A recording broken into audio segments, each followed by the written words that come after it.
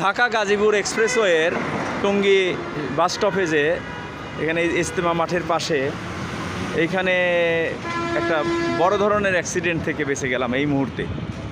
সেটা হচ্ছে এইখানে এইখানে এই সিঁড়িটার এখানে তারা বন্ধ করে দিছে।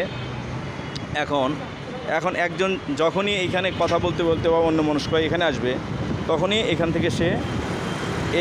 থেকে সে পড়ে যাওয়ার সম্ভাবনা বেশি। কারণ এখানে কোনো ব্যারিয়ার নাই, কোনো বাধা নাই, কোনো বাধা নাই এখানে। আমার মনে হয় যে এই ভিডিওর মাধ্যমে যে কেউ এই কর্তৃপক্ষকে জানাতে পারলে মানুষ উপকৃত হবে।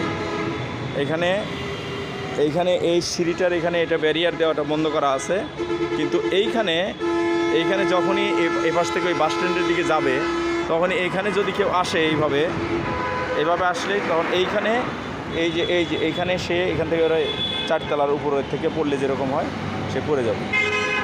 বিষয়টি